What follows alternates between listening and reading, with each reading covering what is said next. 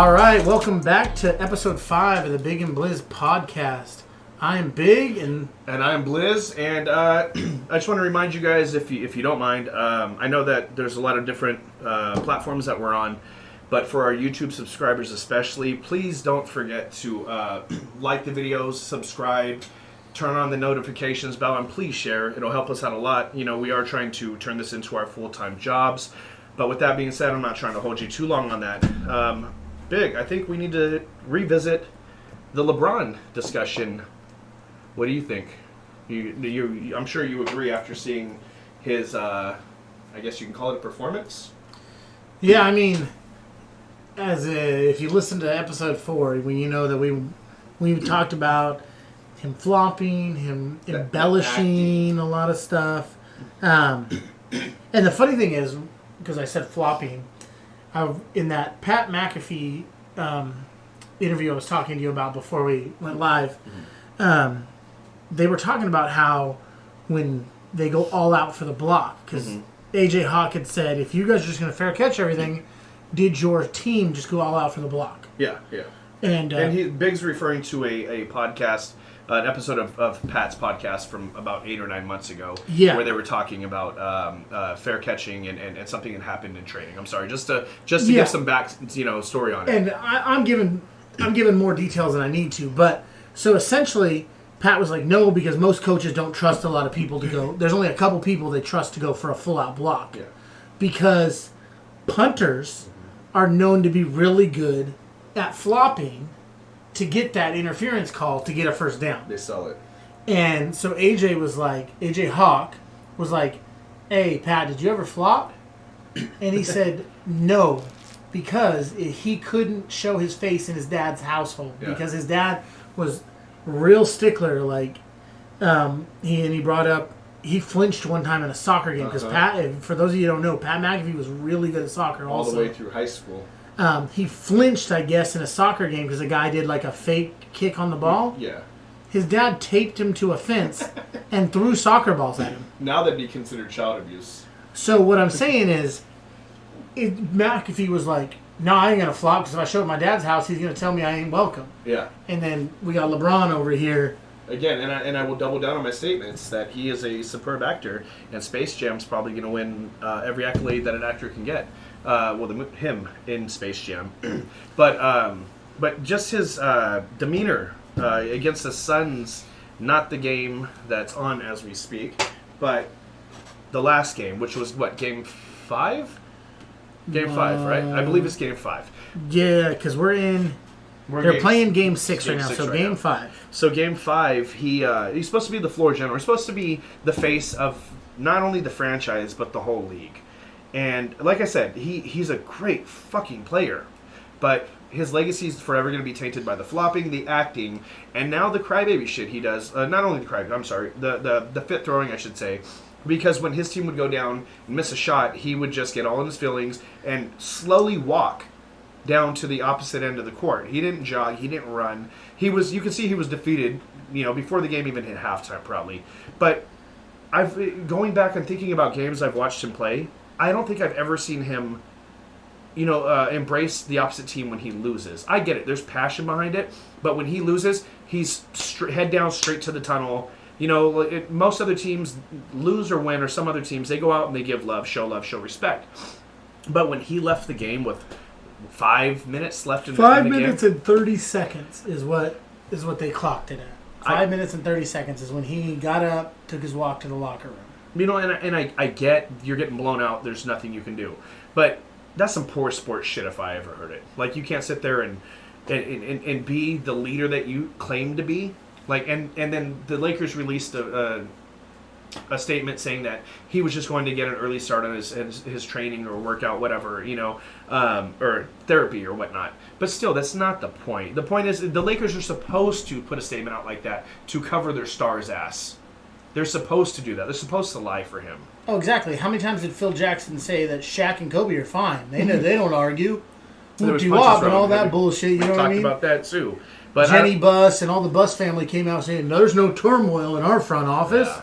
It's supposed to be downplayed, but again, everything adds up, everything builds up with him, and I've said it a million times. Great, phenomenal, one of the best to ever play the game, but it's just the antics that come along with it, his personality, and we discussed this earlier, Big, about saying how I can't stand him on the court with his antics. He's a great player. I give credit where credit's due, but off the court, philanthropist, amazing husband, father, business, mind.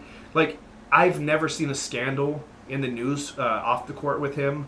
Never cheating, never domestic, never anything. Has there been stuff that might have been swept under the rug? Maybe, but I haven't seen it. I don't think you've seen it either. No, and for someone that big, yeah, he's under a microscope. You would think that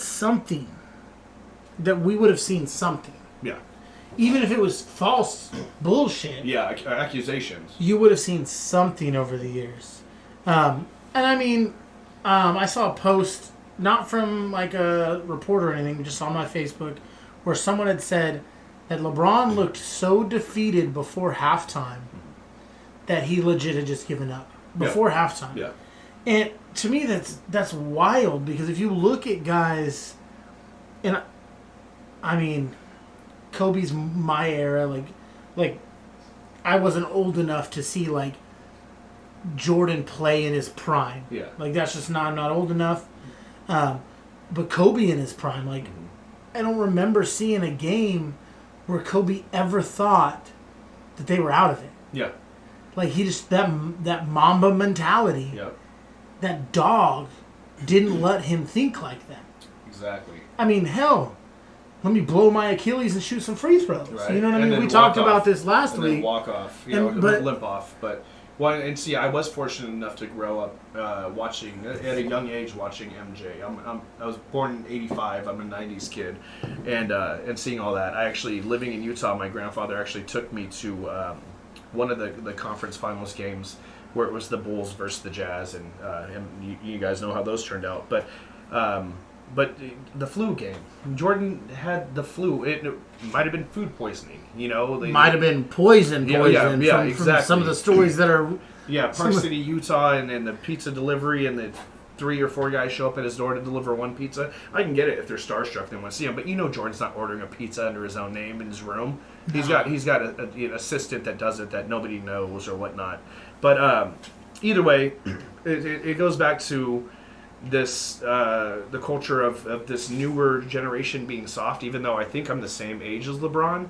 So I guess that kind of puts me in a generational error, but it's just, I don't know, the way it's carried over. He's a massive individual. He's built like a god. He does it. He works out all the time. But I just don't understand how you're the face of not only your franchise but the whole league at the moment, since Kobe's not there, and you act this way. But then again, I don't know the man personally, and in my opinion, doesn't mean shit depending on who you ask. So.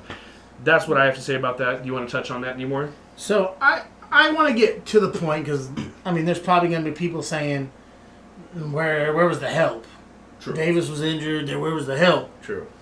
And I'm going to touch on it real fast. This is the help he got, and this is from a non-biased perspective. Well, you're a Lakers fan too, so you want them to win. And obviously, I want them to win. And I'm going to be truthful. I've never been I'm not a LeBron lover. Like, do I understand? Like, I'm not a Brady lover, but I understand that he's one of the greatest to ever play the game. Yeah. Not just in his position, but one of the top 5 greatest to ever play the game. Yeah, absolutely. Maybe even top 3. At least the mind for sure. And that's what you got to say with LeBron too. Wherever you stand on that, is he number 1? Is Kobe number 2? Like, wherever you stand, that's the top 3. The top 3. The 3-man Rushmore for the NBA. In no particular order are LeBron, Kobe, MJ. If you want to look at it that way. In my order, it is MJ, Kobe, LeBron. And that's my order too, I agree. That's my order, and Kobe could be biased because I'm a Lakers fan, but I just prefer his mentality over LeBron more than... Kobe could have played for whatever team. His mentality is just... better than LeBron. He had a winning mentality. But back to the supporting cast for game, what was it, 5? Yes. Starting point guard, Dennis Schroeder, with his half fucking bleached hair. Dennis Scrotum. 26 minutes. 0 points. Jesus. Caldwell, 15 minutes. 0 points. Macklemore, not the singer, 16 minutes. Singer, rapper, whatever. 0 points. I mean, Macklemore, the rapper, probably could have done better. Andre Drummond, 22 minutes, 7 points. Caruso, 21 minutes, 5 points. Him and his bald ass head looking like a priest from Robin Hood. Oh, God. And then one of the Morris twins, 10 minutes, 4 points. So if we total that up from guys that played majority of the game, we have a total of 16 points. That's wild. And how many did LeBron score? LeBron himself had... He's looking at it. I'm going to check it real fast. 14 points, 4 rebounds, 2 assists, I think. Oh, no, I'm sorry. Is that tonight's? He had 24 points, Okay, yeah. 7 assists, and 5 rebounds in 32 minutes played. The next highest scorer was Kuzma, which is surprising because Kuzma's been having some tough days. Yeah, his life is tough. Yeah, I mean, when you can't hold down one of them Kardashian girls. Oof. I mean, you mean the Kardashian girls can't hold down a single guy? Hey. They pogo stick on penises. Woo! Sorry. Kyle Kuzma had 15 points, but that's all he did. 15 points and 1 rebound. Shut the fuck up. Dude, I can send my 6-year-old daughter out there and get more than 1 rebound. And mind you, that was in 23 minutes. That's crazy. And then you have Talon Horton Tucker, which is a young guy that we have, who hasn't been doing great all season. Only dude on the team to have a double-double. 11 rebounds. Damn. And 11 points. That's crazy. Hey, Big, as we're speaking on this, obviously we're recording during the, what is this, game 6? Game 6. The Lakers versus the Suns. And right now, Booker has 31 points, 6 rebounds, 1 assist. Yeah. LeBron has 14 points, 4 rebounds, 2 assists. I haven't updated it, by the way. And it says Lakers Davis leaves game 6 with injury. So it looks like we should start waving bye-bye to the Lakers. I mean, we got, at this point in time, 8:52 p.m. Pacific time. Mm-hmm. It is a 20-point game with 30 seconds before half. Did you refresh? I have not refreshed in the last... It's probably halftime at the moment. 10 seconds. Yeah, it's probably halftime at the moment. No, it's still showing 30 seconds left in the quarter on mine. Might be a timeout. Booker's already got 31, everybody. At halftime. You know what he said about that Kardashian curse? Oh, no. Shove it up your ass. Booker? Yeah, he's dating one of the He's dating... Oh, sorry. Jenner. Technically, it's Kylie, I believe. Yeah, it's part of the same tribe. He's dating Kylie? He's dating one of the Jenner Kylie's girls. the one with Travis Scott. Or what? It has a baby with Travis Scott. I think that's who he's with. And then Kendall is the I'm going to look it up so that I'm not... Yeah. No, you're not either way. I mean, it's not shit we should know. Booker... We focus on sports more than pop culture, even though we will be discussing pop culture if need be. But I guess this is our sports pop Kendall. culture. It's Kendall. Kendall. Okay, cool. So the only one that isn't plastic.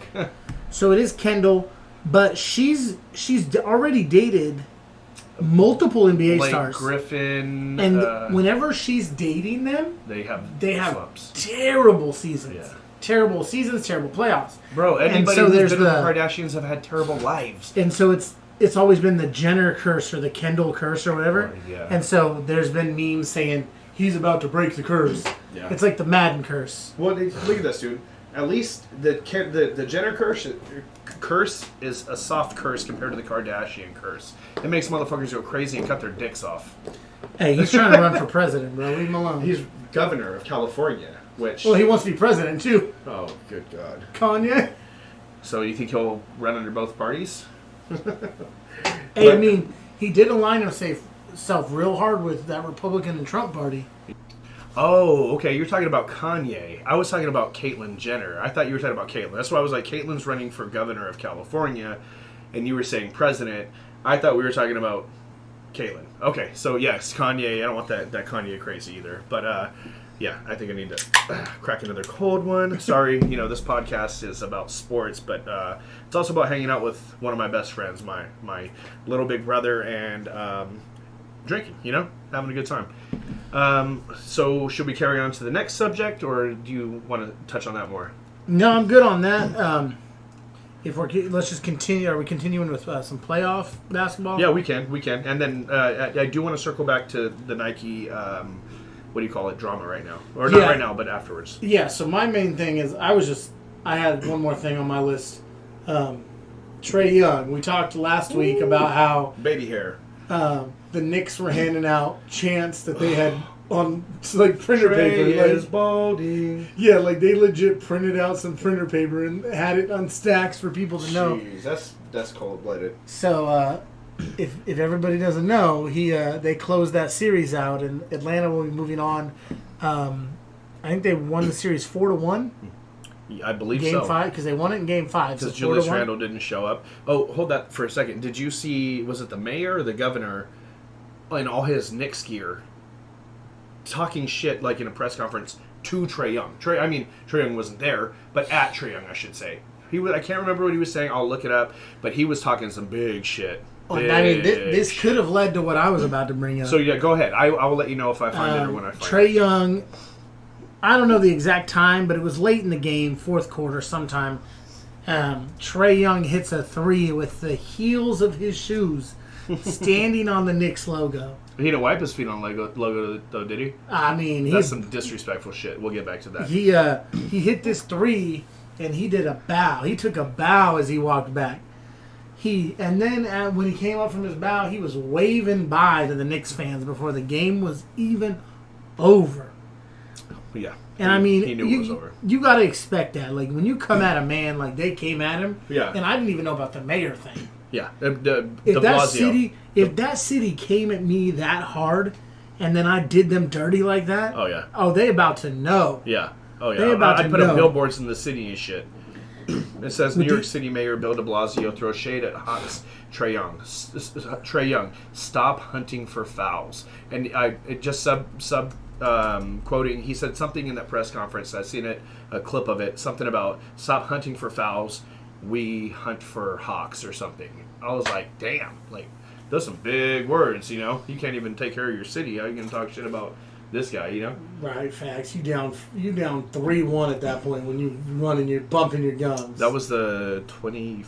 What did it say? The 25th. This. Either way, you're either down 3-1 or 2-1 at that point. You bumping your gums. Yeah, absolutely. And Trae Young should have just hit him with the scoreboard. Oh my god, like we all used to do. and when we're playing 2K or Madden, and you got somebody online talking that shit. Facts. Also with the playoffs, where is it? Dame Dalla, breaking records for 55 points, and he broke a playoff series 3-point record with. I know that Donovan Mitchell, I think, had it, or was it Jamal Murray?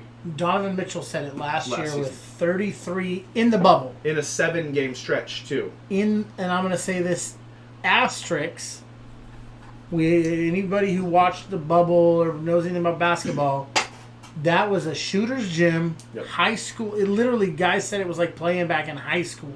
So 33 asterisk in the bubble. In 7 games. And Mitchell hit his 34th Dame hit his 34th. Yes, I'm sorry.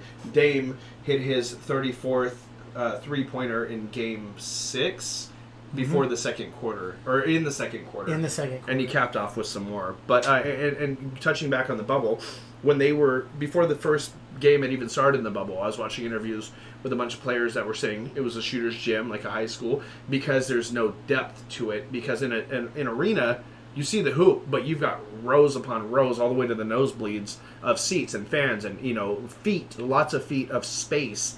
So looking at that hoop, it's kind of it plays on your sight, I guess you would say. But a high school gym, as most of you know, not too far behind where the basket hangs usually, the wall's there, about 5-6 feet, maybe 8. Yeah. So that's why they called it a shooter's gym, because it was...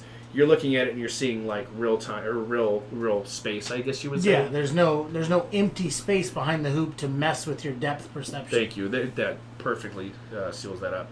But to watch Dame Dollar go off in Game 5 and then them still get the L was like heartbreaking. Double overtime, and that's crazy. I really like Dame, but I mean, he gets overlooked a lot. He's one of those guys who I think, and this is going to be tough to say, I think he ends his career with no championships. I hope Chris Paul does too. Well, and that's what I'm saying is, Dame's going to end with no championships. If he stays in Portland. But he's the guy that you want to win a championship. Mm-hmm.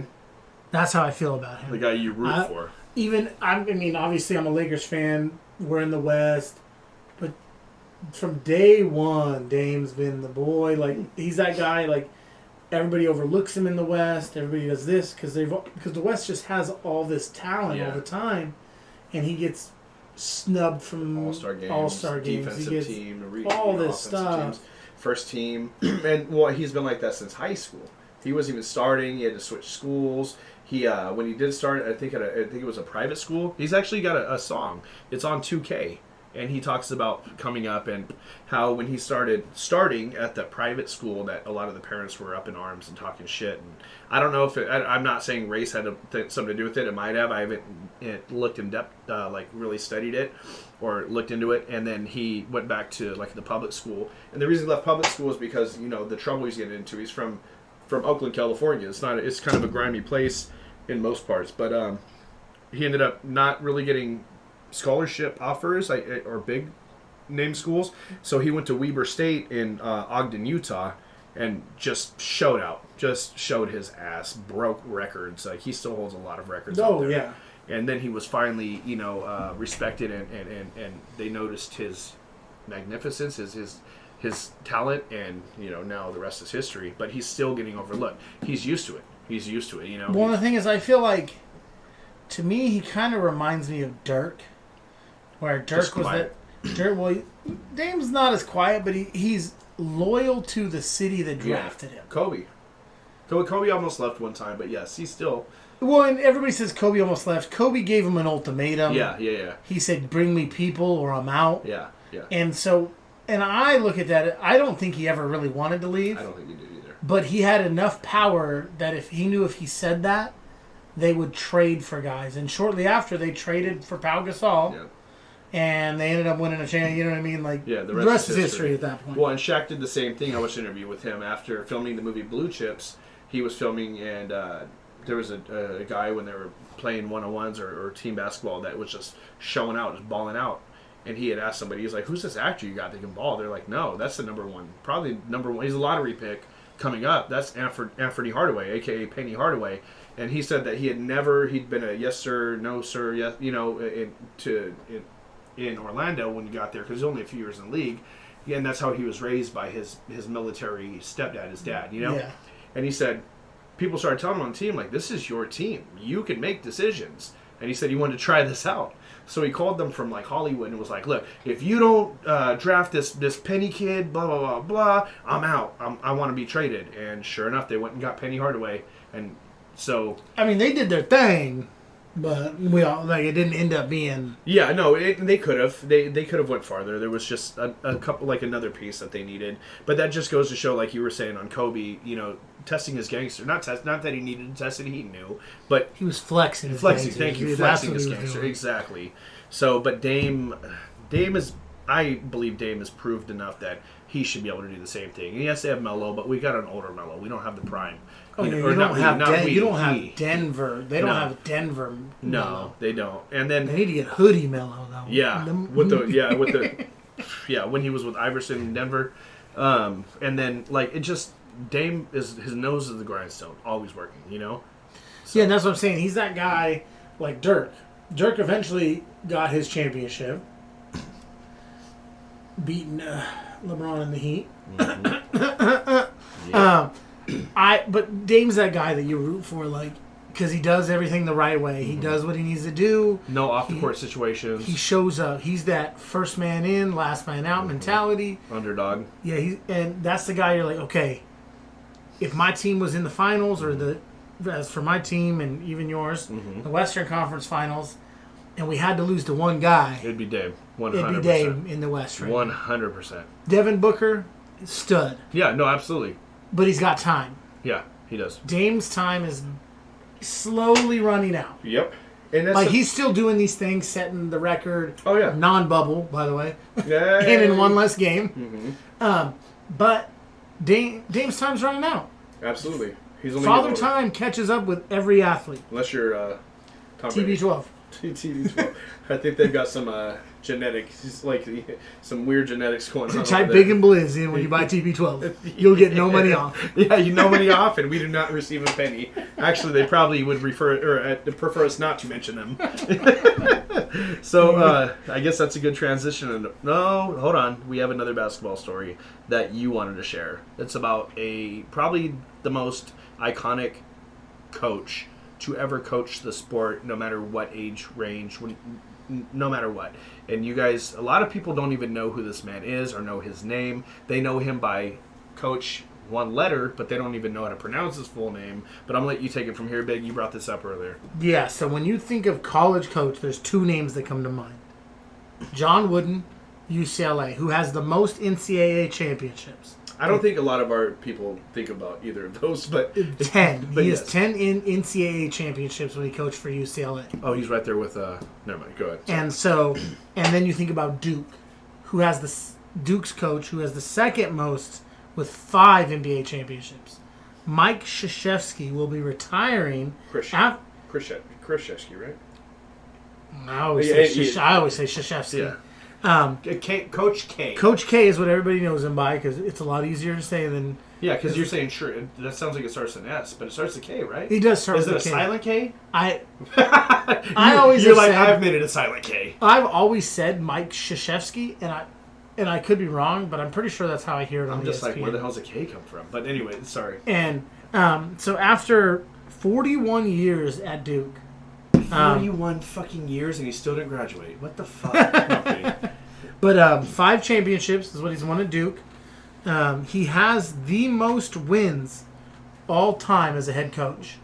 1,097 of those came at Duke. He did coach for 5 years at Army before Duke, which I didn't know until I did my research tonight. His lifetime record as of now, he's not retiring today.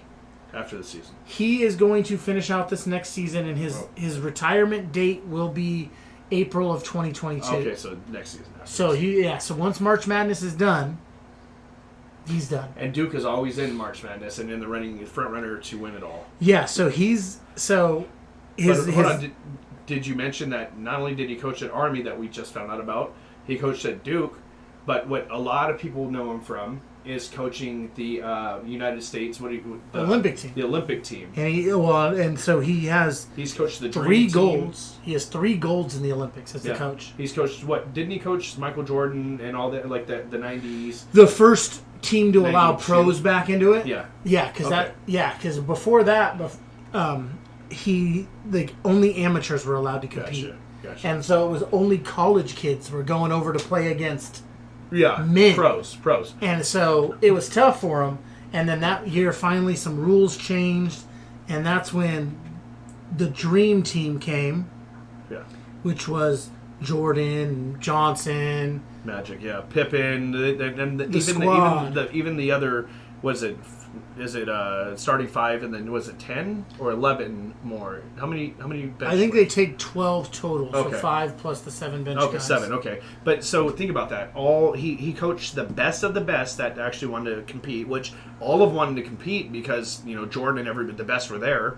Then he coached the second coming of the Dream Team with LeBron and Kobe and all that. Which they called themselves the Redeem Team. The Redeem Team. Because it had been a while since the Dream Team happened.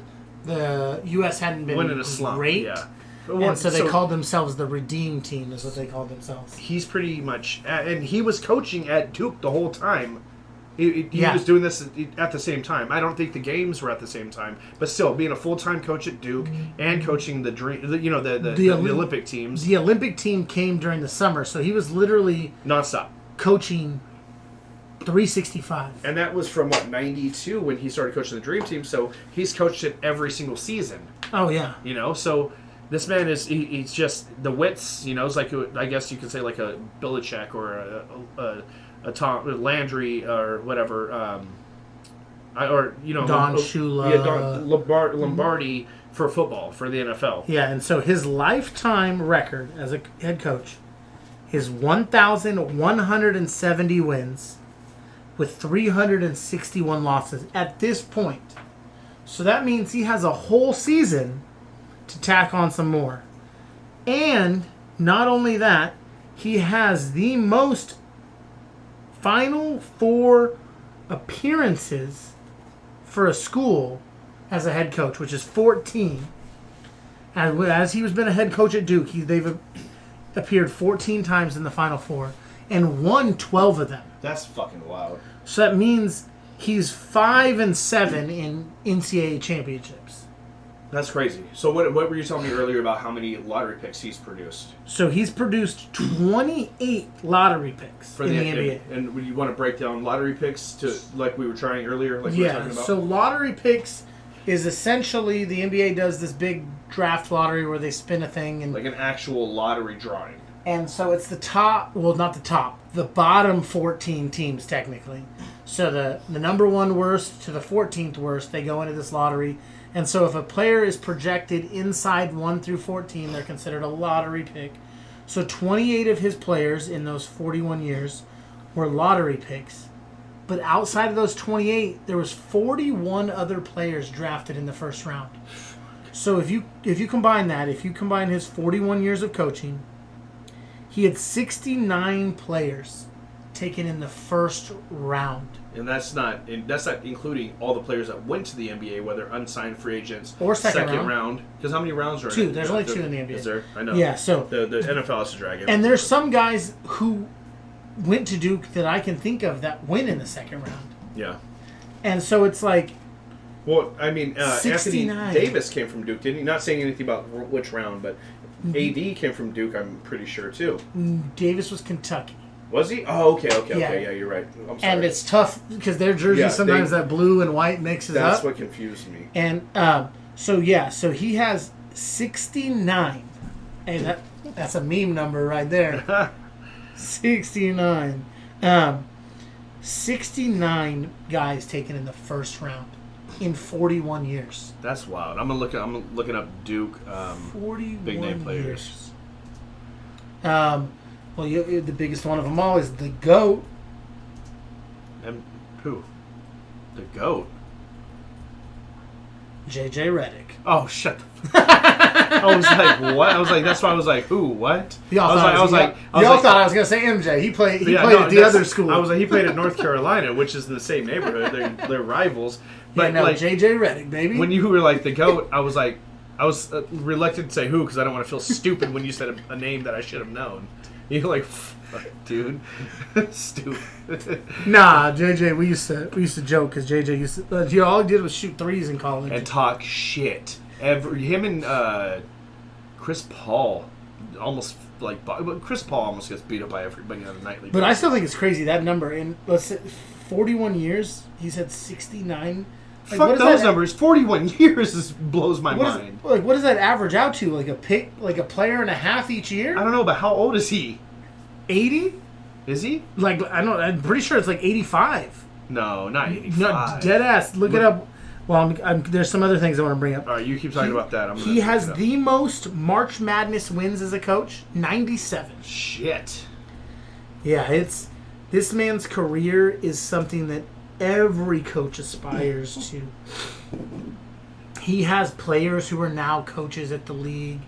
Like I said, there's only one other coach that has more NCAA championship wins, and it's John Wooden from UCLA. And for the younger viewers, Wooden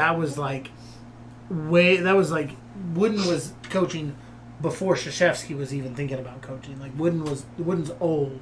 Yeah. Like Kareem at UCLA old. Like I think it's pronounced Chris. It's Kryzewski. Krzyzewski probably, but I understand where So did you know he played for Army also? Yeah. So yeah, the point guard. shooting guard. The only reason I know that is because the research I did. He transitioned from player into coach. Well, he was assistant coach at Indiana from 74 for 1 year, 74, 75. 75 to 80, he was Army coach. And then 80 to present, he's been with Duke. He is, you want his age? You want to rethink it, or are you going to go with 85? I'm going with 85. 74. But still. So he's coached for 41 years? So he started coaching at 33? Well, so that 41 years, I believe, is his 41 years at Duke. Oh, at Duke, you're right. So okay. it's 46 total head coaching years. That's wild. So he was 20, what, 7? 27 27 as a head coach. Yeah, as a head, which is crazy. That's crazy. And obviously he was 26 or whatever as an assistant. So they obviously saw something in him, like to hire somebody that young. But yeah, that's Coach K. Damn, I almost said R.I.P., but he's not dying. But congratulations. I mean, it'll feel like it for some of these guys who have seen him on the. It'll feel like it for us, like being sports fans. But he's Polish. He's Polish. That explains the last name. But congratulations on an amazing career, Coach K. I know that you're not listening to our podcast. I mean, I would hope you are. But either way, there's not going to be anybody like you and coaching probably ever again. One-off. But so want to get into a little bit of football. Speaking college, I mean, it's a good transition. You want to tell them about Johnny Football's story on that podcast? And I don't know the podcast.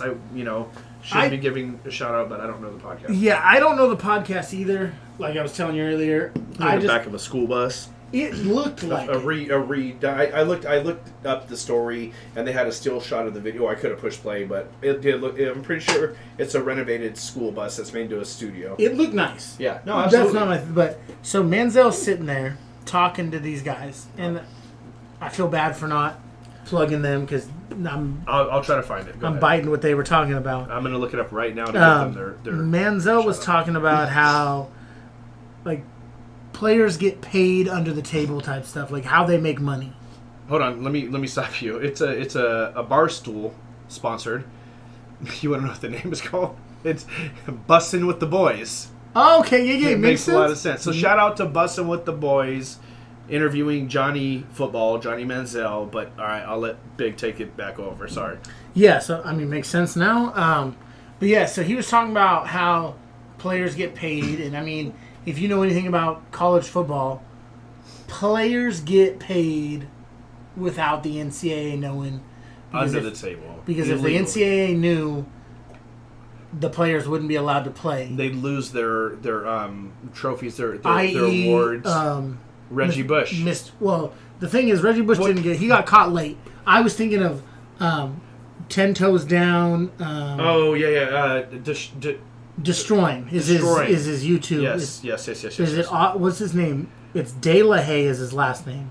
Yeah, I can't think of his, but I mean Destroying. Destroying on YouTube. Yeah. Man's played in the CFL. This motherfucker, he should have been he could play. He's a multi-positional player if he actually wants. He's just have you seen his YouTube videos? Oh yeah, covering people as a corner, going out on routes and wide receiver. That fan-controlled football league that popped up. He's a part owner. He's a part owner with Migos. With the Migos, the team that lost in the championship game, I believe. I believe it's an Atlanta team, but Quavo for sure. But I think the Migos in general, they're a part owner as well. Yeah, and he did hella videos about the one-on-ones, and he jumped in on the one-on-ones, and he's good. And the thing is, speaking of another podcaster, as we're getting a little off track, Pat has mentioned. Pat McAfee, who was a punter in the league and a kicker in college who never punted and decided to be drafted as a punter. Lied about it. He said, old Destroying, not an NFL kicker. No. He's early Destroying when you saw him in his original YouTube videos before he went to the CFL, all those kind of things. Donald De La Haye, that's what it was. Sorry, go ahead. I apologize. Not an NFL kicker. Yeah. He said now he thinks Pat McAfee, one arguably one of the best punters of all time. Punters, yes. Arguably honestly, top 3 punters. He used to hold Vinatieri's balls. He says that he thinks some team should give Give him a fair shot. De La Haye. Donald Destroying. Destroying 10 toes down. 10 toes down. And he can't even sell that merch anymore because he got copywritten off that 10 toes down thing. Oh, I didn't even know that. Yeah, I've seen a video pop up. I didn't watch the whole thing, but he had to stop selling that 10 toes down thing. But anyways, go ahead. And somebody should give him an opportunity. Absolutely. So he started making money off of YouTube, and the NCAA was like, "No, you can't make money off your name because you're not an amateur at that point." Yeah. And so he stayed 10 toes down, true to himself, and said, "Keep the scholarship." It's because they call it you're a student athlete. Student first is what they say. Well, and the big thing was they asked him to pay the money back, and he said, "You think a college kid didn't blow that money already?" Right. And what are you, dumb? These facts. Are you stupid? And so, I mean, he's doing his thing. Whether he ever kicks he's in an making NFL game, stupid money on YouTube. if he ever kicks in an NFL game or not, making He did make a pro team. money. He made a Canadian team, but he go ahead. That's a whole other story. I watched. He says that They used him. They used him for to used get him their for social social media and media. advertising because they knew he was going to document everything on his YouTube channel, and the millions of subscribers, which equals hundreds of millions of views, was going to get their name bigger, which it did.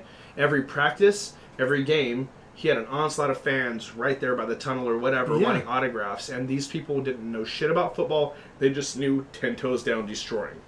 And he was even beefing with AB, Antonio Brown, for a while. Yeah, and I mean, in his thing, because I watched his YouTube. They were just, it wasn't internet beef. They were hanging out. Like he Oh, yeah, they worked out together. Well, exactly, but you know what I'm saying? Like, don't get it fucked up. Like, somebody might hear it, they were beefing and be like, oh, something was said, you know. Twitter bullshit. Yeah, Twitter or what. No. They knew each other personally. Like, Destroying went and worked out with AB. He had him on his YouTube channel. Actually taught AB how to start his own YouTube channel. Walked him through it all. And then AB with his, and I don't want to call him crazy because if it's an onset of CTE, that's fucked up. Or just mental health in general. Yeah, mental health is nothing to play with. We've had a few friends in the last couple of years that have taken their own lives due to mental health issues, and it's a motherfucker. Suicide and mental health, and you know, I'm all for getting the help you need if you need it, you know, but also realizing you need the help and not denying it, you know. But to get back to the situation at hand, AB just switched up on him, which AB tends to do. And like I said, whether that be mental health or CTE, which is the same category, I don't know. But I think they've squashed it since then. But yeah, it's so he's connected. He was working out with who's the punter for the used to be the punter for the Raiders, the black punter, Marquette King. Worked out with everybody in the NFL. Well, and that's what I was going to say. When he was in, if you watch his videos, when he was in Canada, because he literally left his fiance and went to Canada, and they have him up in. Not left as in separated from her. No, yeah, left as in left the country. Yeah, he left the country, left her behind, together. left his whole family behind. Went up there, didn't know anybody. He has videos like the rooms that they put the U.S. guys up in that don't live up there. It's like living in a dorm room in college all over again. Yep. And this man set up, because, mind you, Destroying is mainly a kicker. Yeah. Not a punter. Yeah. He can punt, but he can punt. Like McAfee was a kicker that turned into punter. But the problem is, in Canada, they're only, in the Canadian Football League, they're only allowed to have a certain amount of U.S. players. Mm-hmm. And they usually reserve those for guys who can do more than one thing. Yeah. Like a wide receiver who can punt return, who can be a running back, or a cornerback who can play wide receiver, and because they need some position guys. Normally they don't waste them on kickers because they have plenty of soccer players up there that they can convert to kickers. And so he was sitting in his dorm room and was like, "How do I make myself more like usable for these guys?" And so he's like, "I want to punt too." So he reached out to Marquette King. And there's videos that Destroying literally in the closet in his room. Mind you, anybody that's ever been to college or ever had a small closet, he opened the door in the closet, hung a blanket in the doorway of the closet, and was punting into this blanket. Dedicated to his craft. So if any of you've ever seen an NFL game, that net that they punt into for practice, he made one out of a comforter and his door to his closet in his room to learn to punt, and was FaceTiming with Marquette King, was talking to this dude with he was trying to figure it out about his craft, and that's why Pat says that he wasn't a NFL punter or kicker, and now he is. And the biggest thing was consistency. That's what Pat kept saying was consistency. What? As a kicker in the NFL or a punter in the NFL, yeah, you can make a 70-yard field goal, but can you make it a 50 or 35 on a regular basis? Pat's thing is anything you do in the NFL as a punter or a kicker, people say it's boring because it's kind of like golf, where every time you come to drive, it needs to be the same. Every single time. And if it's the same, it gets boring because people want to see something different. And so the thing is, it needs to be the same result every time you kick. And when it's not, when it's very sporadic, that's when you don't make it in the NFL. Absolutely. And so back to my original point, he left because he couldn't make money as an NCAA player. So he was making money on YouTube, and he said, "That was our original point." He said, "Bye, 10 toes down. Suck the scholarship, blah, blah, blah. I'll do it my way." Manziel, on the other hand, had learned from guys... Oh, shit. That's what we were talking about, huh? So we went way off the deep end, or I did. Well, yeah, we went... so Manziel, who had seen guys like this, Terrell Pryor had been busted for signing stuff to get free tattoos. Tattoos. We'd seen Reggie Bush have his Heisman Trophy taken away from him. Which, didn't they find out not too long ago that he... didn't they reversed the charges on that, or not charges, but the appeal went through and he was found to be not guilty because I think he got his Heisman back. There was a big story about him getting his Heisman back. I mean, we can finish this story and get into that because if not, it's going to be like the Destroying City. We're going to talk about all that. I do know that Reggie Bush, he had a replica made at his high school and they never took that one away, and that's been hanging out at his high school. I'll look it up, but I'm pretty sure he got it back. And then I know when he got his taken away, they tried to give it to the second place guy, which was Vince Young, and Vince Young declined and said, "Reggie won it. Yep. I don't want the consolation prize." Yeah, because he physically won it. He did everything you're supposed to. Whatever he did that was against the rules, as in whether it would be taking money, the money didn't. It's not like he bought himself a pair of fucking Jordan cleats that made him run faster and dodge fucking defenders better. Yeah, he won the trophy fair and square. Yeah, he just did some. If I have a kid and the baby's born, they're not going to be like, "Well, you got a speeding ticket on the way to the hospital. Let me take your baby." You know what I'm saying? Yeah. It's stupid. It's stupid. Comparison. My thing but is, it's after dumb the as fact, fuck, anyways. And we'll go down that. Take some of these accomplishments away because they took money. Most of these players come from underprivileged homes and neighborhoods and never seen, not fucking $1,000 at one time in their hand. Well, and then Johnny Manziel over here, after seeing all these guys, but he comes from a fucking oil tycoon family. His grandfather, grew up rich. Which to me is it's funny in this story, and I don't know if it's funny or if maybe his family tried to teach him value for money. No, because when he was in college, he was getting busted for drinking with his fucking parents. Well, what I'm saying is this story he tells says he had $65 in his bank account. That's it. Oh, okay. I see what you're saying. My fault. He said $65 is all he had in his bank account. And somebody, he didn't name names, approached him to sign some autographs for a significant amount of money for a college kid. Which turns out to be, what you said, $30,000 is what he was approached for? $30,000 was I think the second guy approached him. Said he was getting lowballed and offered him $30,000 to come to his condo. And so Manziel says in this interview with the Bussin' Boys. Bussin' with the Boys. Bussin' with the Boys. Barstool Sports. That he went back to dude's condo and signed what felt like thousands of items. Yeah.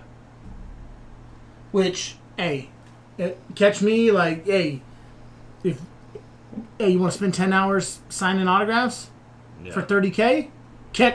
Where? Yeah, right. Where? Let me get a wrist brace and shit. Take some. No, never mind. I was say take some Adderall or something. For real though, and so he went and did it. He said he went to do his thing, signed it, and I don't know how you deposit $30K without the IRS. Maybe he didn't deposit it. Drawing some flag, you know what I mean? Maybe he was doing the telephone money thing before IG probably, or before IG was big. But yeah, he probably kept cash, Yeah, but that's the whole thing. And with the Reggie Bush thing, it's like they punished the wrong. I still feel like they took away his Heisman. Well, so sorry, real fast. June 6/10/2020, June 10th, right? Mm-hmm. They said Reggie Bush deserves his Heisman Trophy back after USC ends dissociation. It says USC is planning to end its disassociation with Reggie Bush. But, so, how are you, if that's actually what happened, going to pay this college recruit you're trying to recruit money, and then and pay him, which is against the rules, to play for your team, and then years after the fact, 10, 15 years after the fact, it comes up and or whatnot, and the school that paid him, that broke the rules, they disassociated themselves with Reggie Bush. Yeah, see, that's... What and the it, fuck? it wasn't... So, it wasn't... It wasn't that long after he was in the league that they found out. It was like 2 or 3 years. Oh, was it? Okay. Yeah. But still, I mean, the point still stands. If you're the dude paying the money, Yeah. you can't be like, hey, that's a bad dude. Yeah. Bad dude taking my money. When you're caught paying the money. Like, if I'm paying you to kill somebody for me, and you go do it, and they're like, dude, here's a video of you paying him the money, and I'm like, fuck, I'm caught. That's the bad guy, though. But like, yeah, you know no, what I mean? Point the finger. I don't know him. I don't know. Yeah, I paid to it. He actually killed somebody. Fuck that guy. No, what the fuck?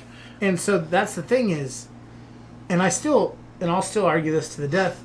One, he should have his Heisman. Absolutely. Whatever.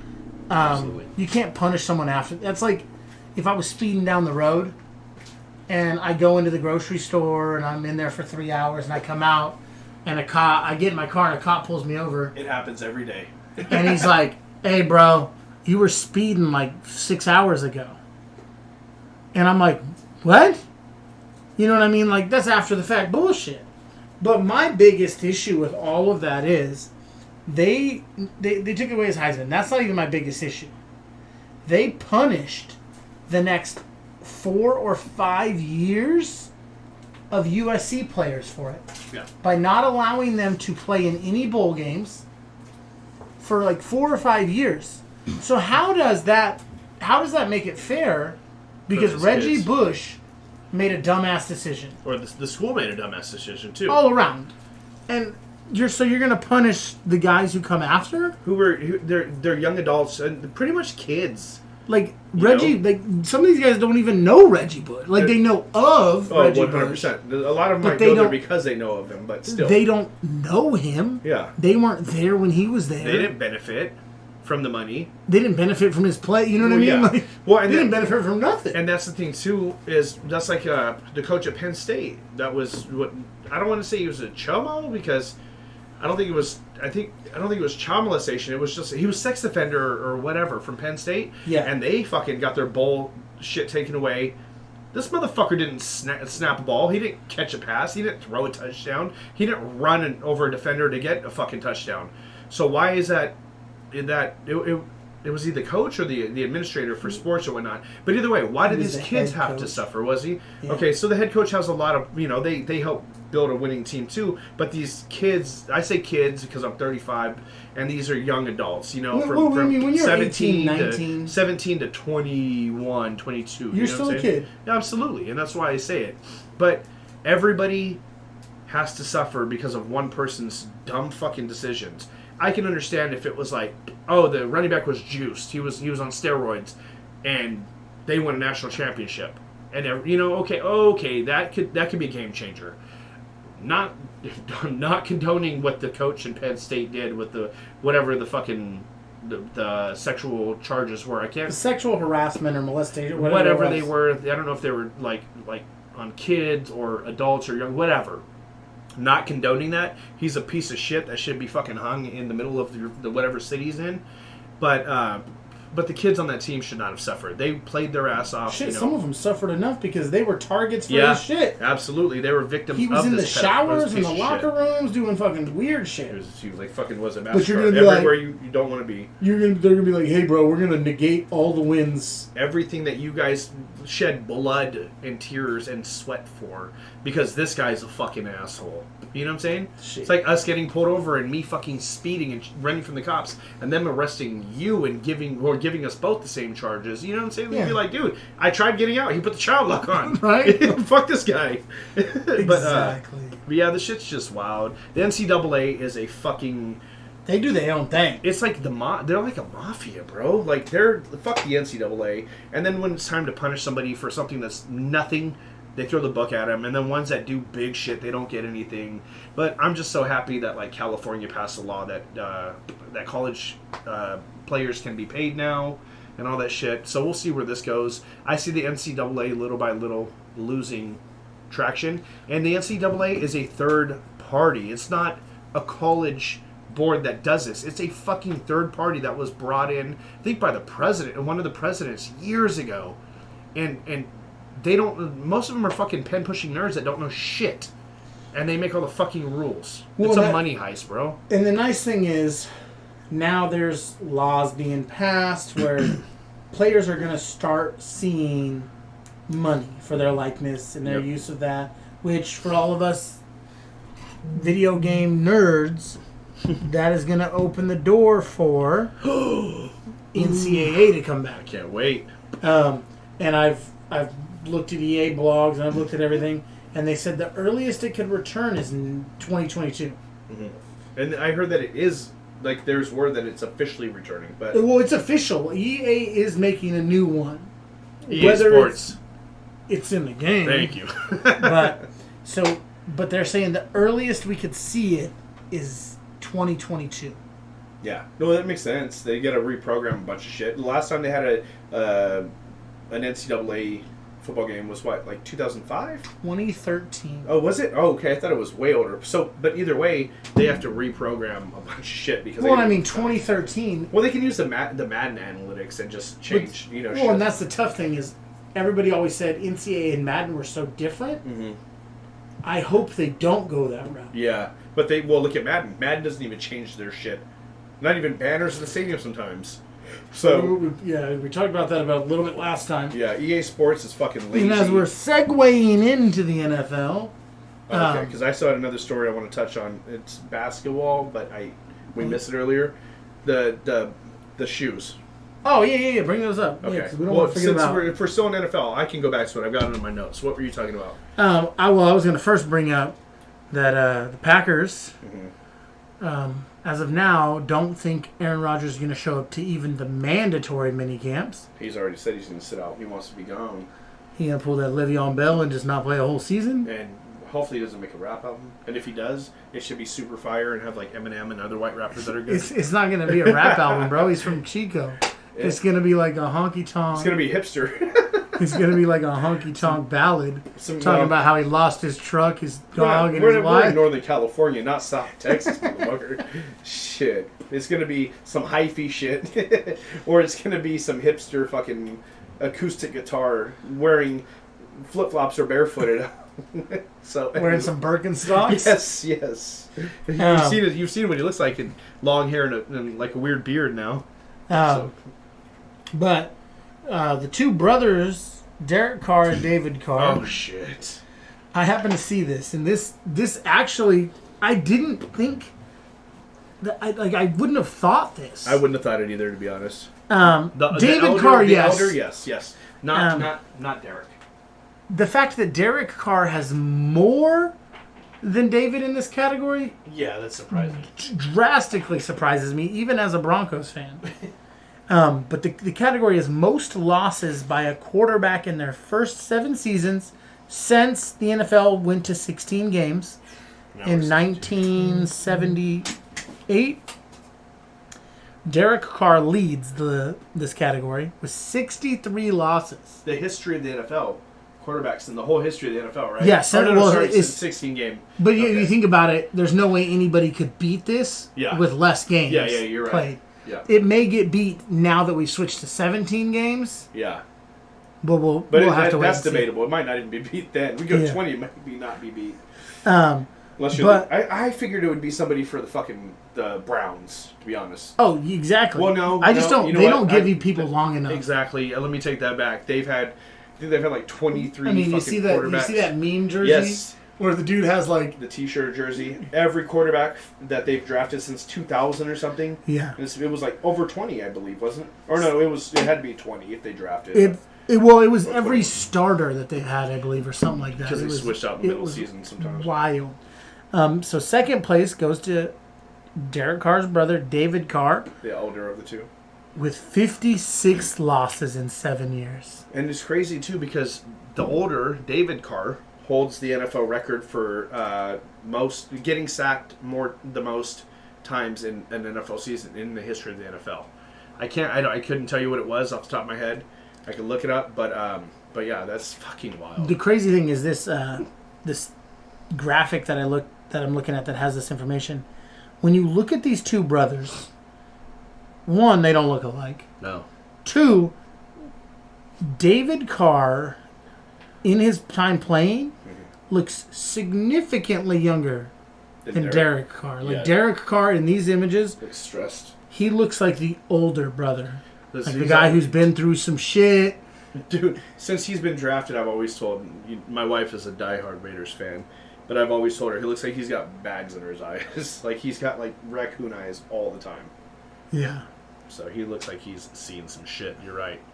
So, do you want to... I mean, we're probably close to ending, aren't we? Yeah, we're getting close. They're just real quick on the NFL. Lions defensive lineman is suspended for violating substance abuse policies. He was a 7th-round pick from Ohio State last spring, Jashawn Cornell. He's probably just trying to make the team. Never heard. No, he's probably not going to make the team now.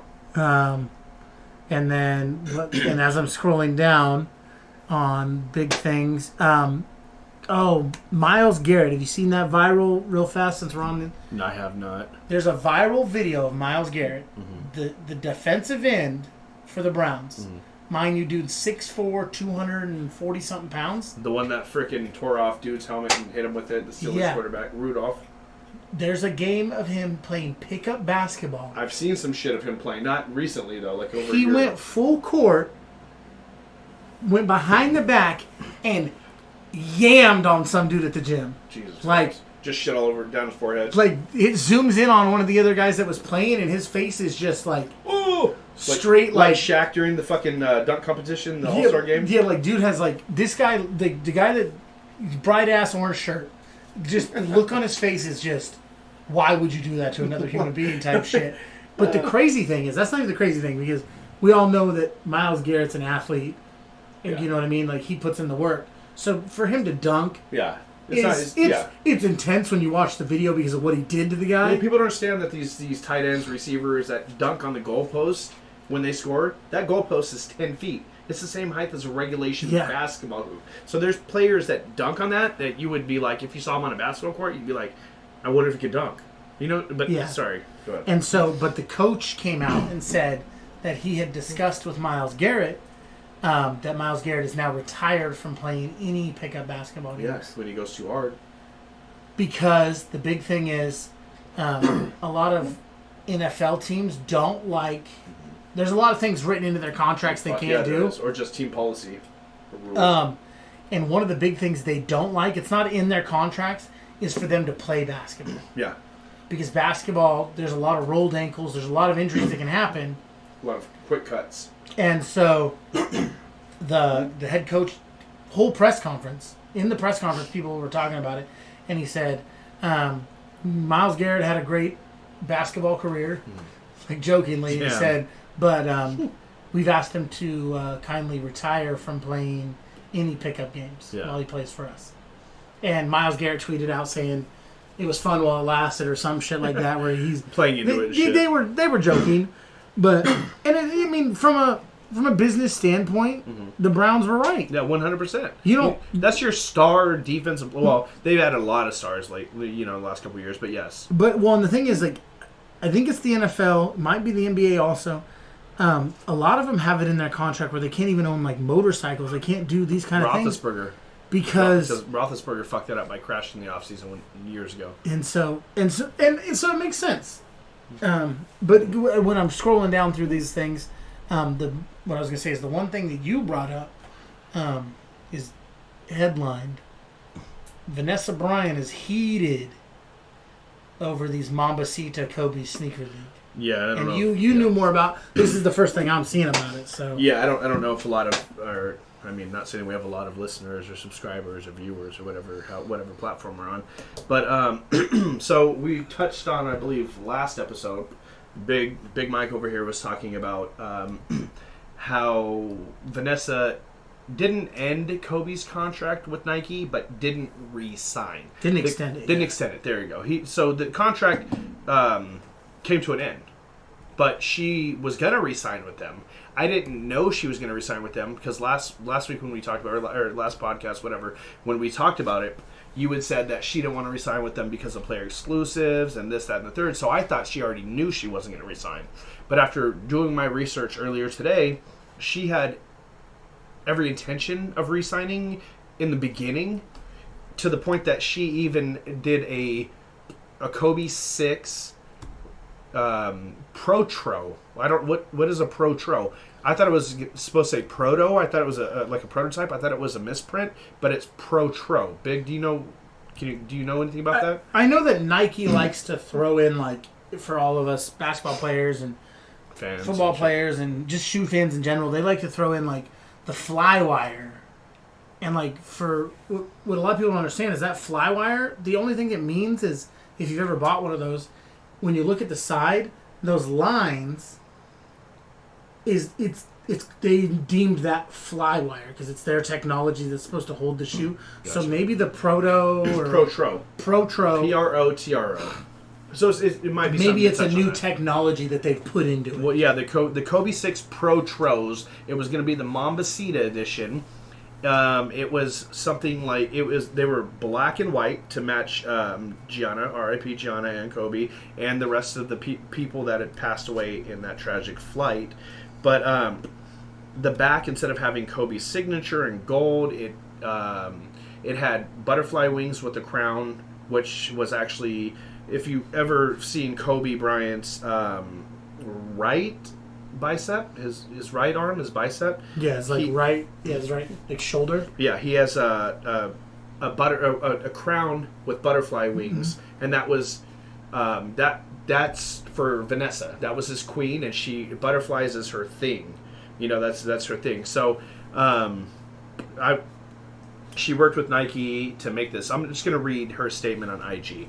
This is, quote unquote, "This is a shoe I worked on in honor of my daughter Gianna. It was going to be called the Mambasita shoe as an exclusive black and white colorway on her daddy's shoes. I picked the colors in honor of her uniform, the number 2 she wore just like her uniform, the inside pattern, Kobe and Gigi on the back in gold instead of Kobe's signature, the inside shoe details butterfly wings with a halo, etc. The Mambasita shoes are not approved for sale. I wanted it to be sold to honor my daughter, with all of the proceeds benefiting our Mambasita Sports Foundation, but I did not re-sign the Nike contract and decided not to sell these shoes. The Mambasita shoes were not approved to be made in the first place. Nike has not sent any of these pairs to me and my girls." And then I'm going to stop right there because the point of the story is there's been pictures online of people who have actually bought or received these shoes, these pairs. Yeah, and if we're looking at the same IG post, if you click to the second photo, beautiful shoe. You can see he's got both. The Mambasita shoes. Yes. Well, he's holding this one, one, and in the background on the shelf, you can see the back of it. Yeah. Beautiful shoe. I would love to get my hands on these. If I had a pair? Oh, yeah. I wou'wouldn't wear them. I'd put them behind glass. Like, you are more of a sneakerhead than I am. Oh, my God. And so you buy those, and I've got, 4 pairs of Jordan 11s in different colorways. But anyways. But as being a diehard Lakers fan, and, like, someone posted the other day, what's the one celebrity you, like, teared up when they died? Yeah. And somebody I know commented Kobe, and I was like, that's facts. Like, no, so did I. Like, Muhammad Ali's died, and all these people who, like, are huge names, and I'm like, man, that's a loss for the world. Dude, I'm a huge... But sorry, go ahead. When Kobe died...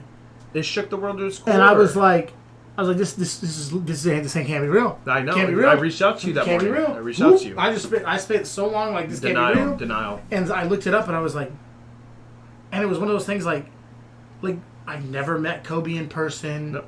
Like never got to take a picture with him. No reason you should be physically shaken by it. And it hit, and I was like this man who on the court he was a god. did everything He was like right. a demigod, bro. And off the court, I mean, there's the one hiccup where he, whatever. Yeah. But which minus was that, consensual. He cheated. It wasn't rape. He And cheated. we're- But and either way, yes, yeah, that's that. neither here nor Besides there. that, everything that he's done in his life Was about family. was about family. The only reason he got a helicopter was because he wanted to be able to With his travel family. faster between practices and stuff, so And he could be games, with yeah. his kids. Because he was losing like 3 hours of travel. Because he each wanted way. to, he said this in an interview. He wanted to be able to go to practice, fly the helicopter back, and go pick his girls up from school. And he did. That's the only reason he got a helicopter. No, he chartered him, yeah.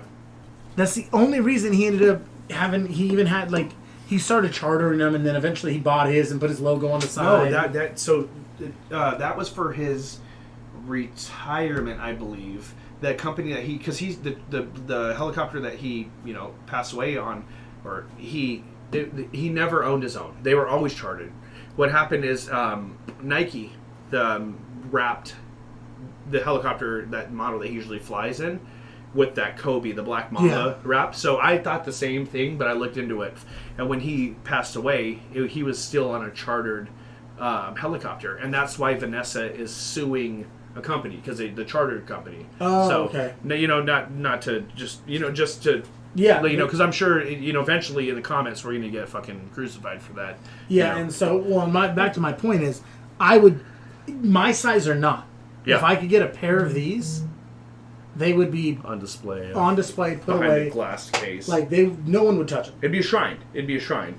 And because that hit, like everybody says, McDonald's fries hits different. Like when you like this hit different. Like obviously losing family members hits harder than this. Absolutely. But for somebody you've never met but you just watched, idolized. Exactly. Like this hit different. Like it was. Dude, I'm a die-hard Michael Jackson fan. When he passed, it was like, I was sad. Like, he's getting older. But Kobe, that was so unexpected. When Nipsey Hussle died, that fucked me up. But Kobe, oh man, Kobe, you would have thought I lost not a far, a distant relative, Oh yeah, no, maybe even worse. It took it kind of took the wind out of me, and that's so, and that's why if I could get my hands on those, I would do almost anything. Anything. What would you do for a Klondike bar? Hey. And continuing, she read that, and then her comment, I don't know if you were going to... Well, let me finish the post. I paused it in the middle because I was just explaining what she had said. Yeah. But, so we had covered a little bit. But she said, the Mambasita shoes were not approved to be made in the first place.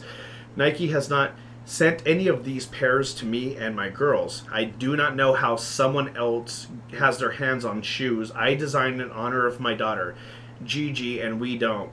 I hope these shoes did not get sold. And she added Nike. So that was the part I left out, because just to cover the first part of the story. But Nike has some explaining to do. Like Lucio Ball, Ricky, you got some explaining. Either way, if it was backdoored, that's fucked up. She designed them. I don't even know if they made a prototype. She didn't mention if they even made a shoe for her to hold and see. But when she didn't resign, it was supposed to be scrapped, and none of them were supposed to be made. So how the fuck are multiple pairs made and then and sold?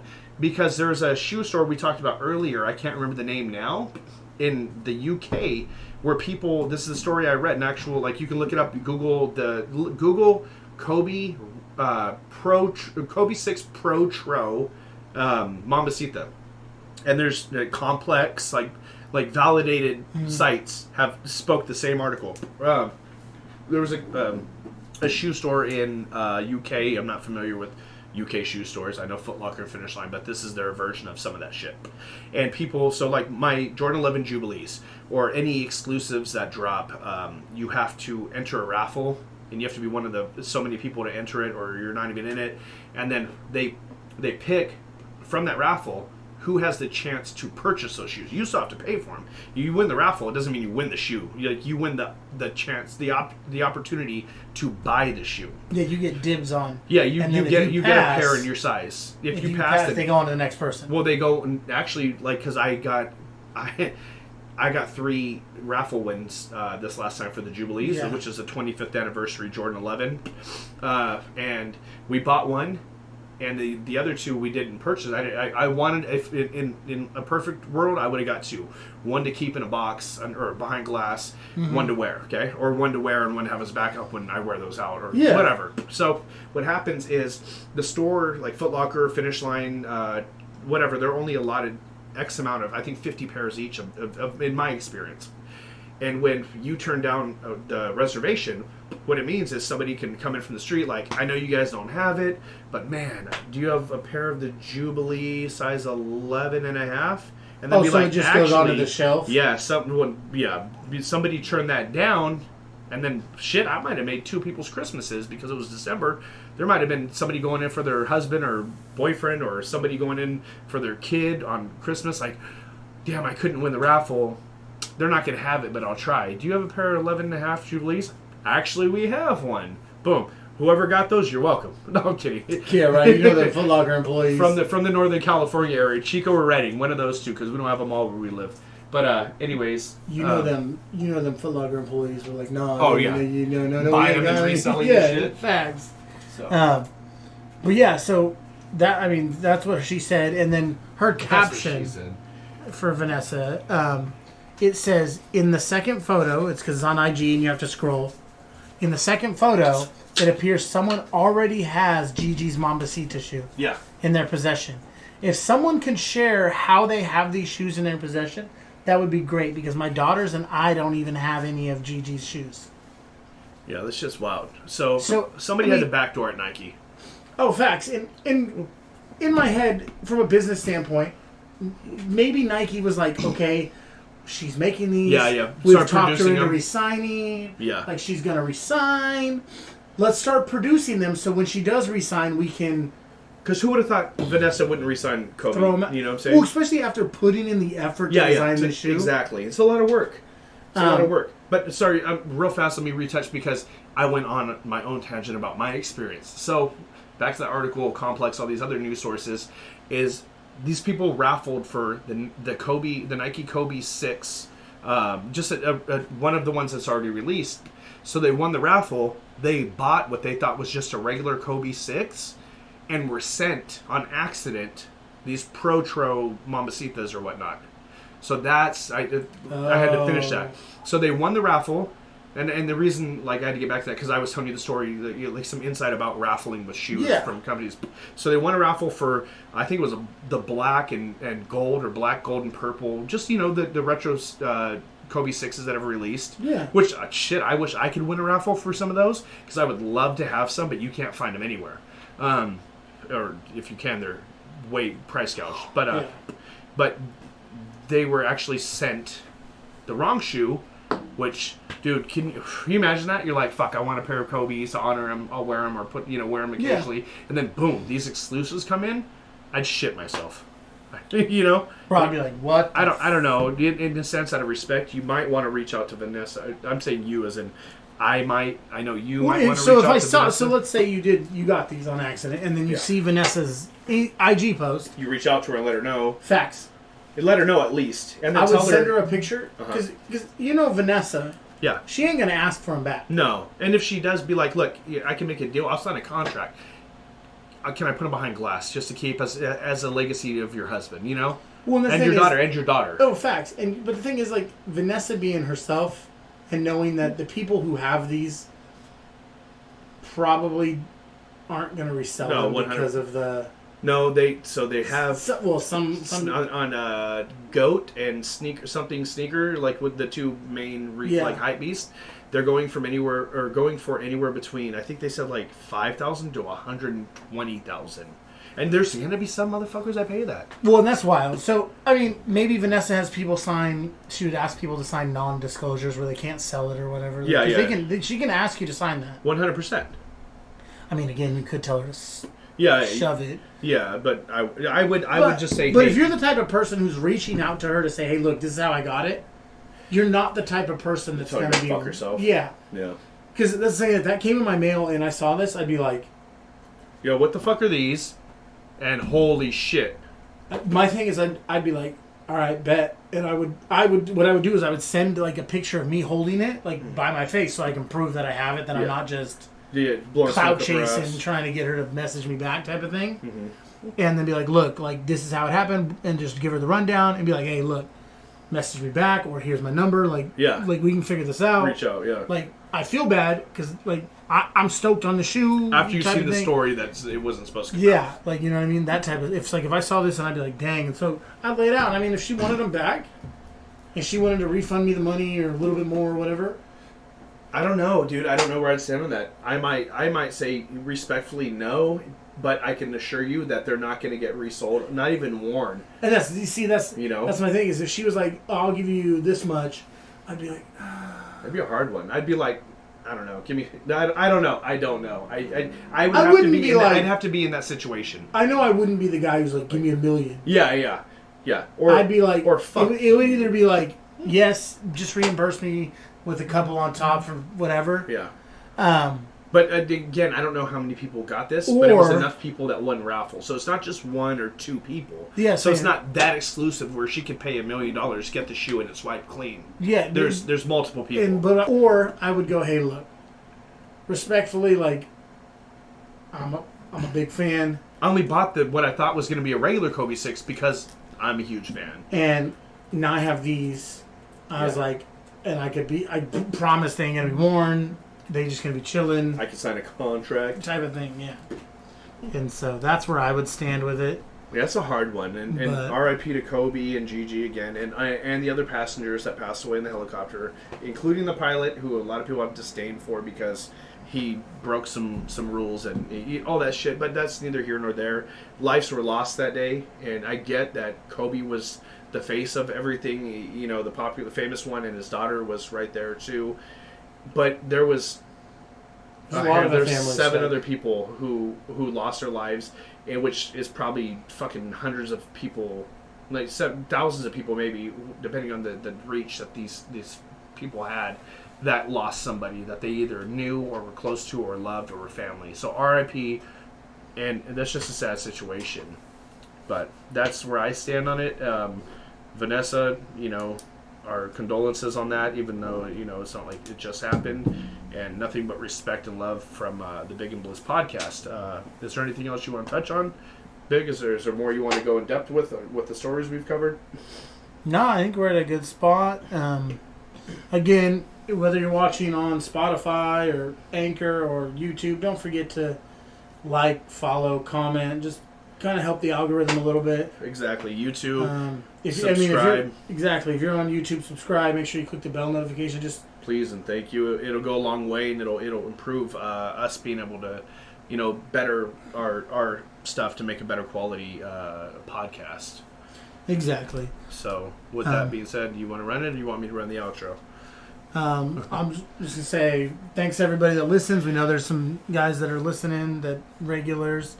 Also shout out to the percentage of listeners that are from Germany.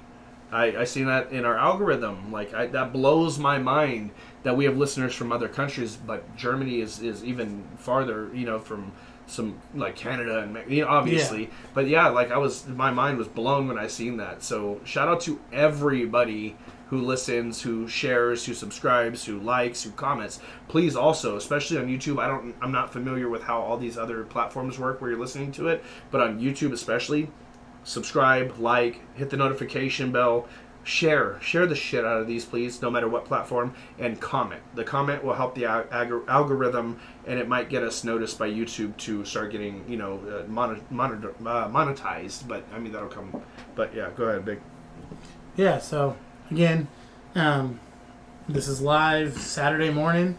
It goes hot Saturday morning, not live really, but yeah. And at 10 a.m. So we'll see you guys next week for episode 6. Big and Blizz signing out. Peace.